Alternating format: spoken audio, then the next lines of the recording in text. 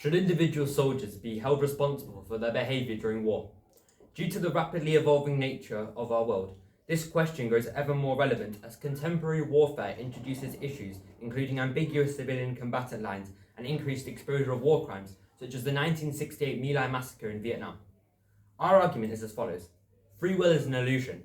So as soldiers' actions are dictated by external forces due to the structure of the military as well as psychological pressure of war, decisions in war may not always be fully rational due to the external circumstances and pressures.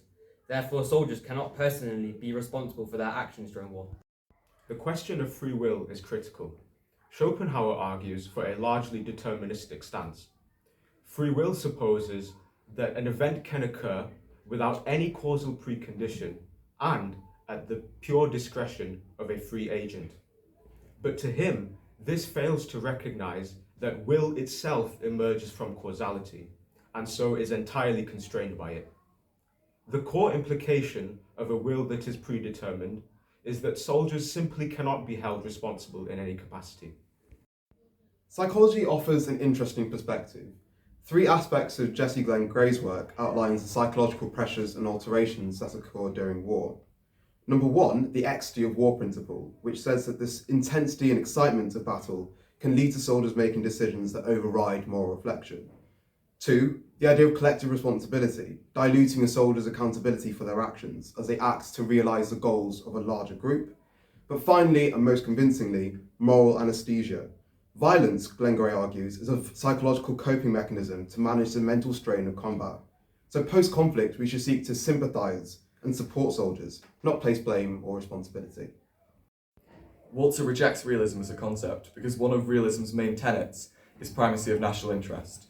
Realists hold the belief that the primary concern of states is the pursuit of national interest, often defined in terms of power and security.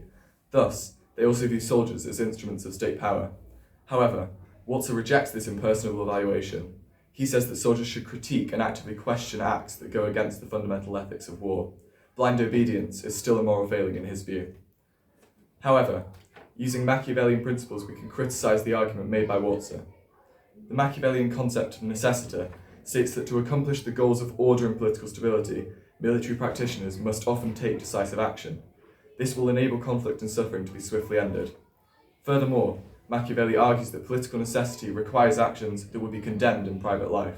Thus, soldiers follow orders from authority as a necessary function of their professional role and duty, no matter how immoral they are. The concept of common good states that soldiers' individual actions cannot be separated from the larger political context, so a soldier's actions can only be properly understood and judged when viewed as part of their role in protecting and serving the state.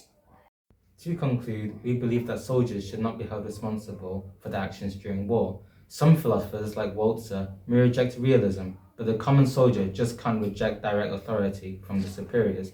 Although there are some exceptions, like Hugh Thompson, who was credited to end the My Lai massacre during the Vietnam War, these soldiers have been put through strict conditioning to ward them from internal moral conflict.